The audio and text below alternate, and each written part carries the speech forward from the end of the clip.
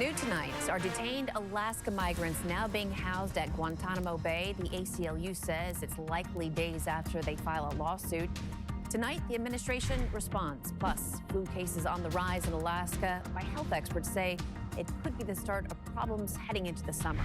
Plus, changes surrounding the Iditarod poster after nearly 5 decades.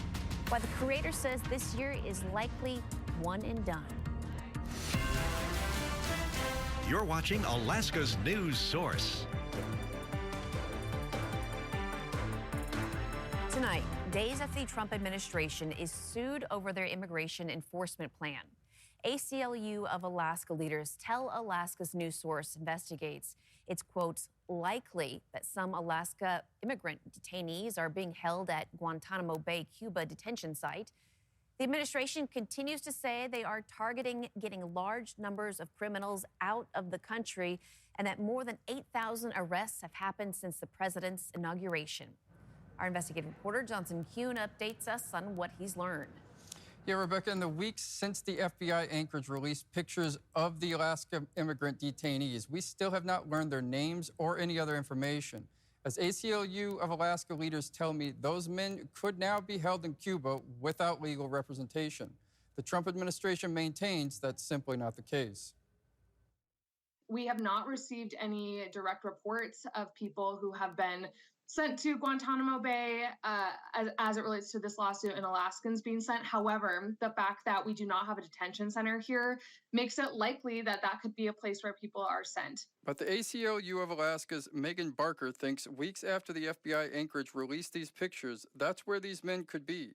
Detainees, she says, are quickly sent to the nearest center in Tacoma, Washington, making it hard to know who is being sent where, including Guantanamo. However, the fact that we do not have a detention center here makes it likely that that could be a place where people are sent. The statement comes days after the National ACLU filed this 29-page lawsuit, claiming the government's transferred more than 50 immigrant detainees from the U.S. to Guantanamo and posted pictures and video of them handcuffed at gunpoint, saying for the first time in U.S. history the federal government's detained non-citizens and demands they receive legal access to detainees. We are raising very large due process concerns for the people that are being held in Guantanamo Bay right now. In a statement from Homeland Security spokesperson Tricia McLaughlin, she said there's a system in place for migrants to make phone calls to lawyers, going on to say, if the American Civil Liberties Union cares more about highly dangerous criminal aliens, including murderers and vicious gang members, than they do about American citizens, they should change their name. Not my lane. I'm staying with the immigration enforcement. While President Trump's border czar, Tom Homan, had no comment on potential Guantanamo detainees the day before the lawsuit was filed, he said he was not satisfied with the number of arrests so far, which the White House has put at more than 8,000. There's more criminal aliens that need to be arrested, hundreds of thousands. Sanctuary cities are putting roadblocks up. We got leaks. So we need to increase the arrests of illegal aliens, especially those with criminal convictions. But Barker says with no explanation on who the detained men in the pictures are or what they've been charged with, the accusations are unfounded and untrue, saying entering the country as an undocumented person is not a violation of criminal code. It would be the equivalent of like someone who violated like tax code. That's also a violation of civil code. So the assumption that all people who come here undocumented are criminals by nature of how they came here is just also not true.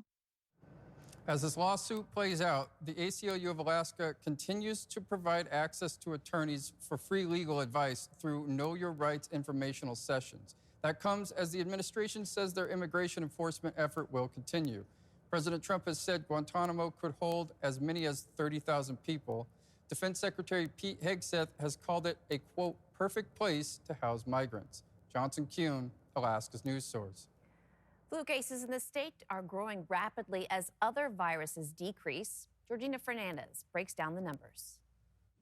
Well, since the start of the year, we've been seeing cases of the respiratory virus, commonly known as RSV, decrease. Those numbers dropping from 283 on January 4th to 119 as of February 8th. State warns, though, they still consider these numbers to be high. At the same time, we are also seeing a jump in flu numbers. Take a look at this graph. It shows that Alaska is seeing a second peak of the flu season.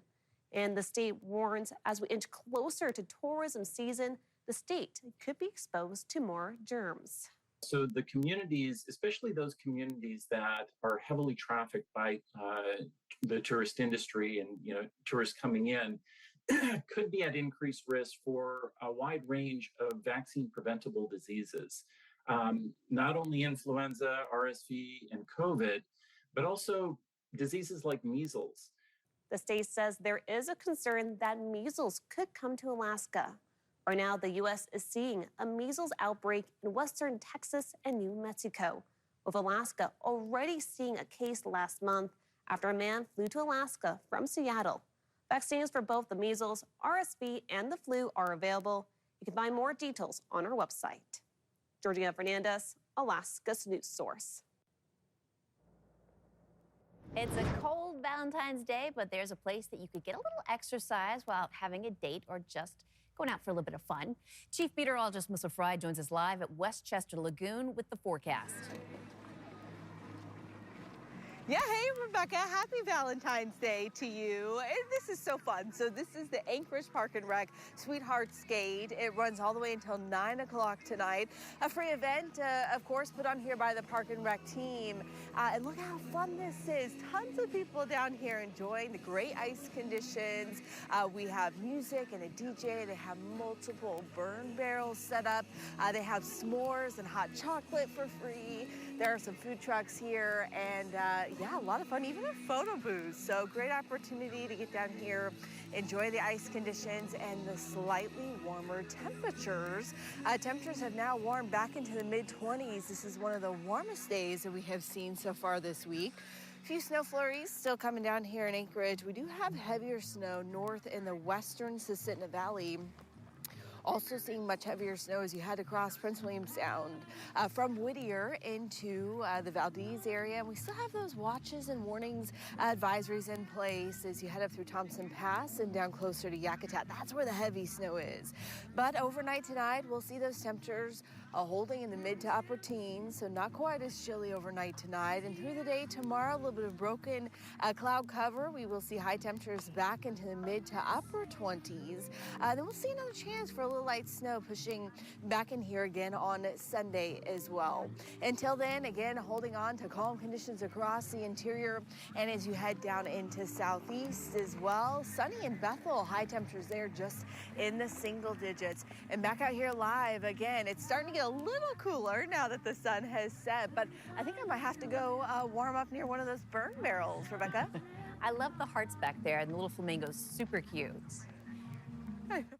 And today in Anchorage, bringing awareness to heart disease in women, the Anchorage Go Red for Women Luncheon was at the Denina Center today. The event let women showcase their experiences and looked ahead to the future of preventing things like cardiovascular conditions. Our very own Jackie Purcell hosted the event. And that is what makes this mission so vital, so important, so critical. Because losing even one woman is one too many. But together we can change that. Cardiovascular disease, the #1 cause of death in women. The majority are preventable, according to the World Health Federation. You're encouraged to know your risk and get checked. After the break, the Iditarod is almost here, but this year's poster has already been revealed. Find out why the artist says the newest edition of the poster is the most special he's done in nearly 50 years. And sealing their romance with a snow machine race this weekend, how one couple keeps their relationship red hot in the icy cold during the Iron Dog competition.